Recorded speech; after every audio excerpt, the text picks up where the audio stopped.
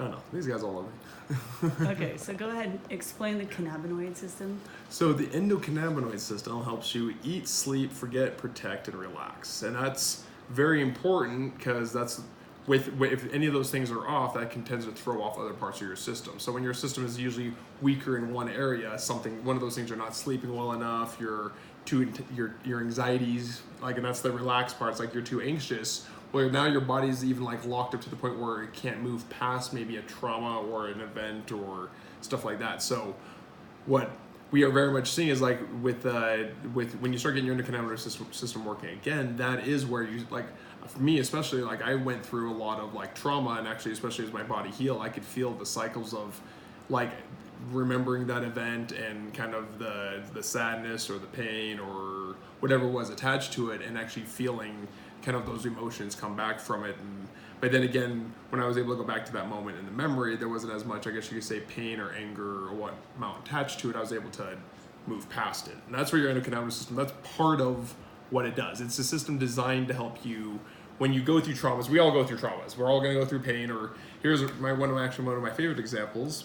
Women would never give birth twice without an endocannabinoid system, because without that system, their body would never be able to let go of that pain that comes from the birth. So that system is very, very, very important and integral to what it makes for us to be really human, as far as that goes. But it also ties into all of our surroundings. Our pets have it, and I think there's a lot more to discover about it. But definitely just the precursors of what I've learned. You consume a lot of cannabis, you're going to be all right. So there's a good little snippet. So really it helps to remember or recall things we need to work through, and then be able to forget them. And like even like I've like you want to go into other plant medicines like psilocybins and stuff like that. Those actually bring out more of your shadow selves, and so plant medicines in general. I think cannabis is going to be a precursor to fixing a lot of what would be oxidative diseases. But as we get into more of like the mental health, some of these newer nuanced things, psilocybin, and as actually they just really came out just recently, microdosing with LSD and some of the other psychedelics can be used to do a full suite of healing on people's needs. So, but cannabis is definitely adding it to the food. Hemp in general, adding it to our diets is needed because it feeds our internal. What was the word we were trying to come up with? Really homeostasis system. It's the only system. The endocannabinoid system is the only system that connects every other system in your body. There isn't any other system that does that. A lot of the other systems are kind of their own thing, but none of them are all. It talks to everything. So that's why when it is working well, you might be more aware of, oh, that food I just ate didn't. Maybe I should lay off the meat a little bit so that I'm and go do a little bit more plant-based diet, and your body kind of starts throwing out or even throwing out, hey, remember to drink more water. You keep on getting dehydrated. Like you tend to have more signals thrown at you that I notice come back on when you've been knocked on the head hard and lost it all and had to relearn it all.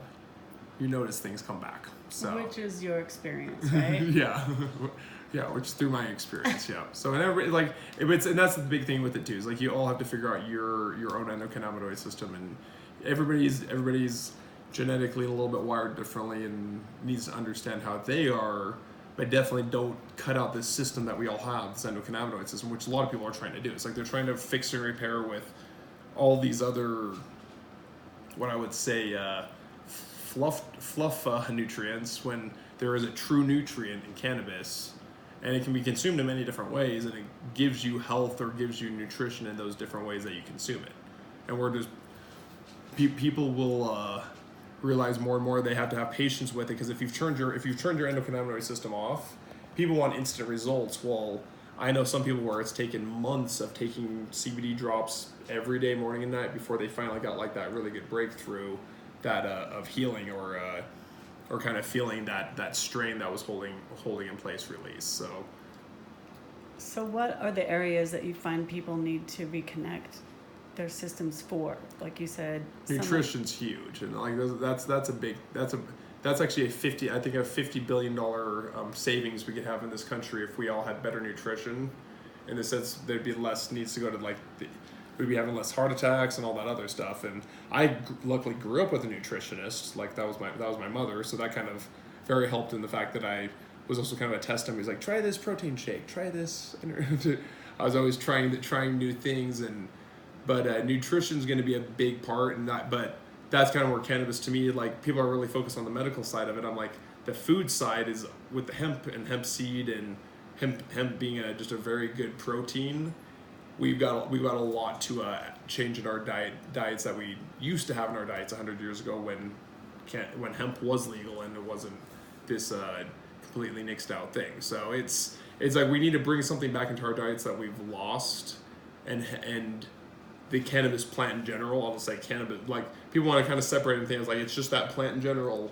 We need to be consuming it because it was the only plant that was really following us around. As like when we traveled and we moved around, that plant has always been found in places of settlements that we've had. So it's pretty important to our nutrition and our just really being a human and our being healthy. So being a human, so we don't destroy ourselves and the planet. Yeah, I could sync back up with stuff. We might be a little bit cut off right now. Yeah, but we're having awakening festivals here in Utah. Ogden's got, I think, 10th, 11th, and 12th. There's going to be a consciousness festival. The next week is the IHC Psychedelic Symposium. So we're getting there. Like, it's baby steps. I look at it as far as like where we kind of lost ourselves a little bit, and now we're kind of finding it again. And now I was even just talking to Travis about this, like with technology, it's like the thing that we have now that we didn't have prior ever before was technology. Like, even with the cannabis plant, I talked about it like my little bit of that video. It was like the cannabis plant had to kind of go underground for a little bit when the drug war happened, but that was when technology was coming around. We developed these new lights that allowed us to actually grow it indoors, and now we're coming out back into this point where technology is at a really cool point where LED lights are creating more photons per watt. Like, so we're getting this really cool point with technology where we can grow this plant in ways that we can never grow it before, and now it's starting to become legal. So it's cool to see the legalization and also the capabilities of what we can now do with this plant. Didn't exist 60, 80, 100 years ago, but exists today. So I think finding fixes for people is not going to be a problem once we fully legalize the plant. Well, we have to be able to diagnose a person. And diagnoses are much better than they used to be. We can get down to seeing how long somebody's telomeres are. Like, it's cool. Technology's come a long way, and that's what I'm excited. Even some of the case studies that we're wanting to put together, where we can now really do a good double-blind placebo test and kind of show, hey, this is how cannabis affects the body compared to placebo, and actually show the differences there. So me being a big scientist nerd myself. I like this plant a lot because it has so many capabilities that we have yet to tap into yet. So, well, growing it with LED lights. Yeah, like the LEDs. They're not good for humans. No, they're good. They're fine. The new LEDs are fine. Oh yeah, they're fine. And now you can. How many lamens, or what is it called? I actually am off on the whole math on it now. I just know it's the amount of photons that you're looking, because it's like when you're feeding the plant, it's like the light coming. So you're actually like the light coming from the LED, the amount of photons coming out and going down and feeding the plant. That's where you're. So it's like how many watts am I using to create photons to feed the plant is what you're looking at when you're doing indoor growing. That's why outdoor growing is so much more. That's why trying to grow indoor hemp, really expensive. You gotta have your processes down, and you gotta. There's guys out there that have it, like Old Soul Hemp Co. are doing really good indoor hemp, and I think they went best in state of Nevada. Yeah, I do have a lot of random data up my head.